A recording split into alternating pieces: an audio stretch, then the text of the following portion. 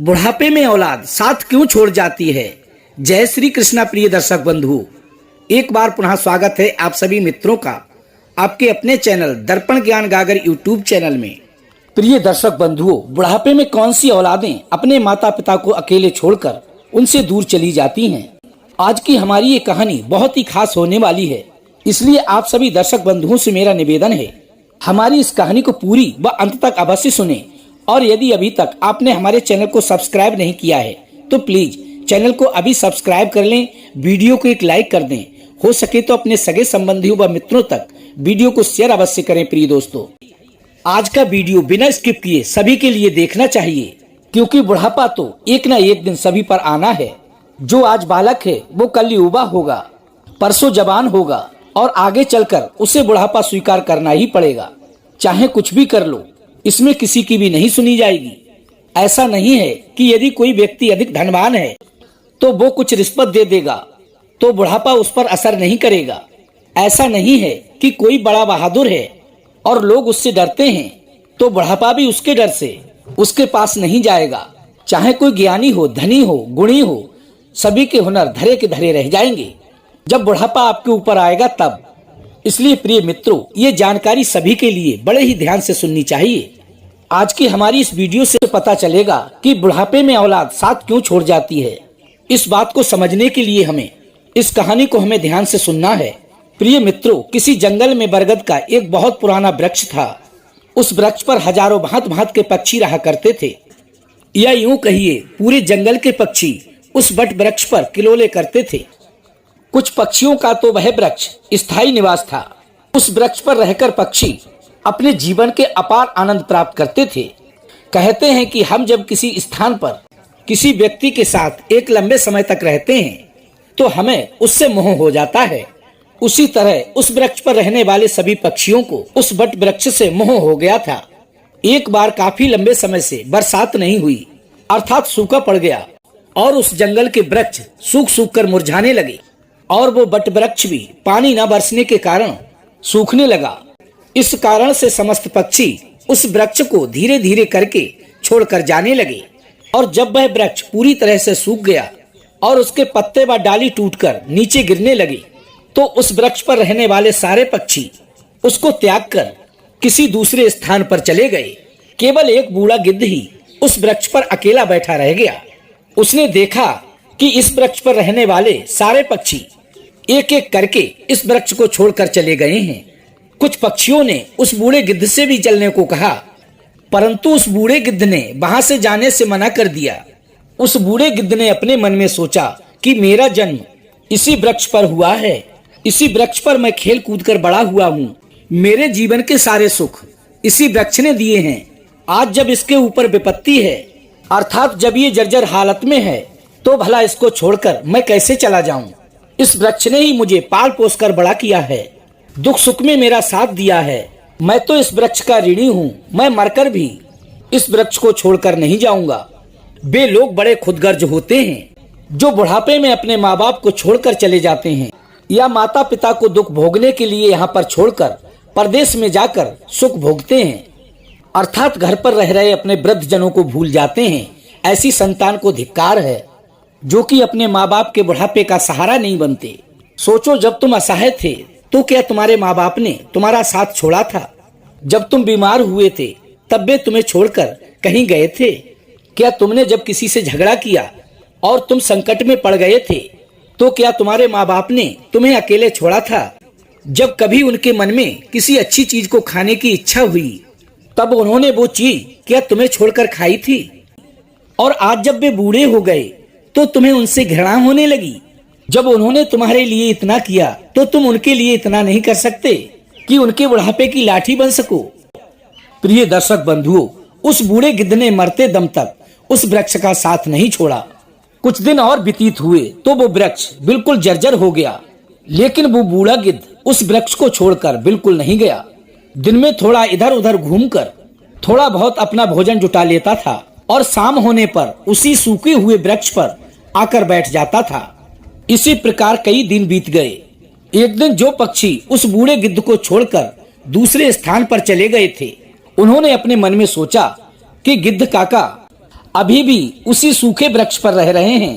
क्यों ना हम सब मिलकर उनके पास चलें और समझा बुझाकर अपने साथ बुला लाएं। यही सोचकर कुछ पक्षी उस बूढ़े गिद्ध के पास गए और उस वृक्ष को छोड़कर दूसरे स्थान पर चलने का आग्रह किया। उससे कहने लगे कि हे गिद्ध काका, तुम यहाँ अकेले इस सूखे हुए वृक्ष पर बैठे रहते हो, ना जाने ये कब गिर जाए। मरे के साथ मरना कहाँ की समझदारी है। कहते हैं कि वही जीव का श्रेष्ठ है जिसमें धर्म की हानि ना हो, वही देश श्रेष्ठ है जहाँ कुटुंब का पालन हो सके। ये वृक्ष तो बिल्कुल जर्जर हो गया है। दीमक इसको रात दिन खा खा कर खोखला बनाए जा रही है। किसी दिन हवा के तेज झोंके से ये गिर जाएगा, फिर तुम कहाँ जाओगे। विद्वान लोग कहते हैं कि शत्रु, कर्जा, अग्नि, बीमारी, यदि इन चारों को समय रहते दबा लिया जाए तो मनुष्य कभी भी संकट में नहीं पड़ेगा, और जो व्यक्ति इसका समाधान नहीं करता वो बेमौत मारा जाता है। ठीक इसी प्रकार तुम्हें भी इस वृक्ष को छोड़कर किसी सुरक्षित स्थान पर अपना स्थायी निवास बना लेना चाहिए। प्रिय दर्शक बंधुओं, समस्त पक्षियों के समझाने पर भी वो बूढ़ा गिद्ध उस वृक्ष को छोड़ने के लिए तैयार नहीं हुआ। कहने लगा कि हे भाइयों, ये वृक्ष मेरे बूढ़े माँ बाप के समान है। जब मेरे माता पिता मुझे जन्म देकर इसी वृक्ष पर छोड़कर चले गए थे तो इसी वृक्ष पर मैं खेल कूद कर बड़ा हुआ हूँ और जीवन के सारे सुख मैंने इसी वृक्ष पर पाए हैं। बचपन से लेकर बुढ़ापे तक का सफर मैंने इसी वृक्ष पर तय किया है। अब इस मुश्किल घड़ी में इसका साथ छोड़कर मैं कैसे जा सकता हूँ। ये तो मेरी सबसे बड़ी खुदगर्जी होगी। कहते हैं कि भक्त, सेवक और शरणागत जो ये कहता हो कि मैं आपका ही हूँ, तो ऐसे लोगों को संकट पड़ने पर कभी छोड़कर नहीं जाना चाहिए। जो व्यक्ति इन्हें संकट में छोड़ के जाता है उन्हें बहुत बड़ा पाप लगता है, और ऐसे मनुष्य की संतानों को कभी भी मनुष्य योनि में जन्म नहीं मिलता। उन पक्षियों के लाख समझाने के बावजूद अंत में उस बूढ़े गिद्ध ने कहा, आप मुझे अपना समझकर यहाँ तक आए, इस सहानुभूति के लिए आप सभी का बहुत बहुत धन्यवाद। अब मैं इसी वृक्ष पर रहूंगा, आप लोग जाइए।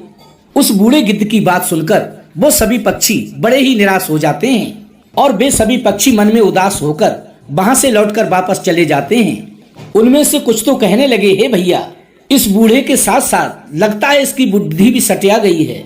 ये काका बूढ़े क्या हुए, लगता है इनकी बुद्धि भी बूढ़ी हो गई है, अर्थात सटिया गई है। इसलिए उन्हें हमारा ये समझाना बिल्कुल भी अच्छा नहीं लगा। अगले दिन प्रिय बंधुओं, उसे समझाने के लिए कुछ पक्षी और पहुंचे, लेकिन उस गिद्ध ने फिर जाने से मना कर दिया। इस बार वो सारे पक्षी लौटकर अपने घर नहीं गए। वे सीधे देवताओं के राजा इंद्र के पास पहुंचे और उनके पास पहुंचकर उन्हें सारी बात कह सुनाई कि हे भगवान, हम जिस वन में रहते हैं वहां कई वर्षों से पानी नहीं बरसा है, अर्थात पानी के अभाव में पूरा जंगल सूख चुका है और उस जंगल के सभी जीव जंतु उस जंगल को छोड़कर दूसरे स्थान पर चले गए हैं।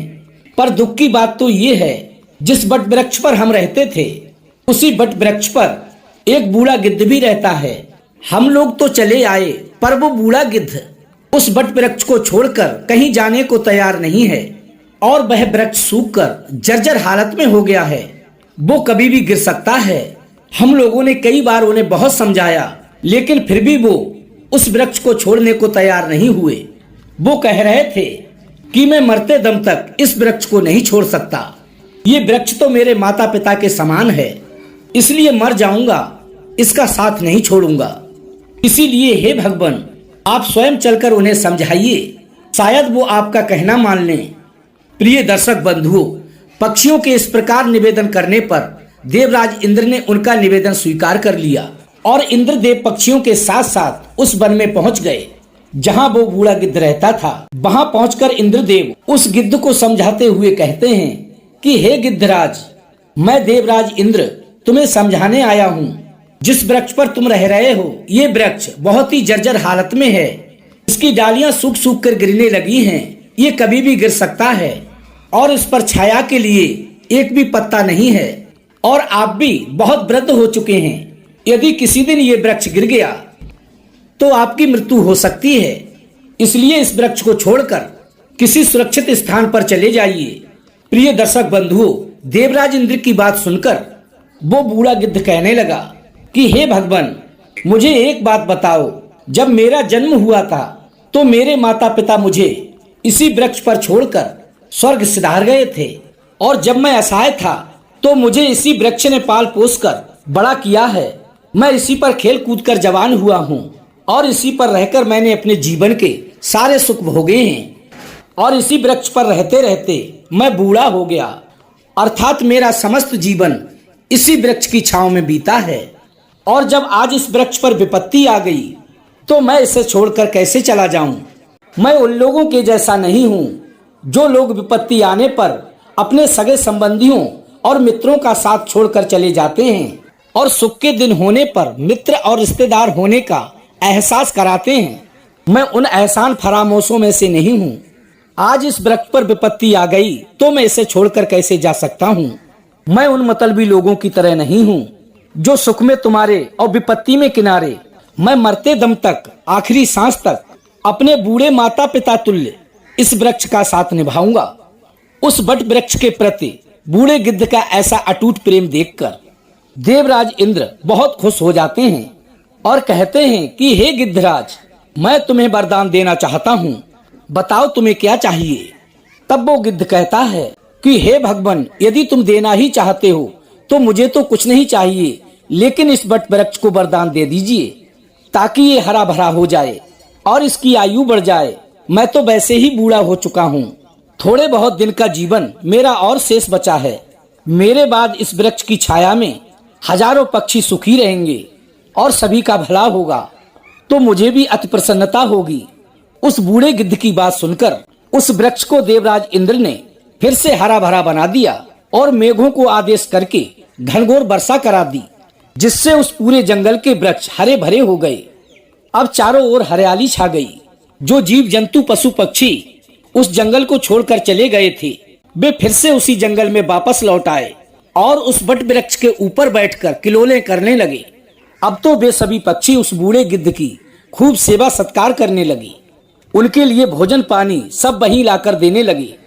प्रिय दर्शक बंधुओं, इस प्रकार उस बूढ़े गिद्ध का शेष जीवन बड़े ही सुख पूर्वक बीत गया। हमें भी इस कहानी से ये शिक्षा प्राप्त करनी चाहिए कि अपनों का बुरे वक्त में कभी भी साथ नहीं छोड़ना चाहिए, खास करके उन माता पिता का जिन्होंने आपको जन्म दिया है, क्योंकि जन्म देने वाली माँ और पालन पोषण करने वाला पिता ही हमारा जन्मदाता है। इसलिए हमें उनके इस उपकार के लिए जीवन में कभी भुलाना नहीं चाहिए, चाहे स्थिति कुछ भी क्यों ना हो। जिन्होंने आपको पाल पोस कर बड़ा करने में लाखों कष्टों को झेला है, दुनिया की मुसीबतें उठाई हैं, तो यदि तुम उनके बुढ़ापे का सहारा नहीं बन सके तो आपका ये जीवन किस काम का। धिक्कार है आपके इस जीवन को। क्योंकि प्रिय मित्रों, जो मनुष्य अपने माता पिता को दुख भोगने के लिए छोड़कर ऐसो आराम का जीवन व्यतीत करते हैं, उनकी 7 पीढ़ियां नरक भोगती हैं। उनकी संतानें उन्हें दुख देती हैं, क्योंकि जो आपने बोया है वही तो काटेंगे। यदि तुमने अपने माता पिता को कष्ट दिए हैं तो ये बात भली भांति याद रखना, तुम्हारी संतान भी तुम्हें कष्ट देगी। अगर तुमने अपने माता पिता को सुख दिए हैं तो तुम संसार के सुख भोगोगे, कोई रोक नहीं सकता।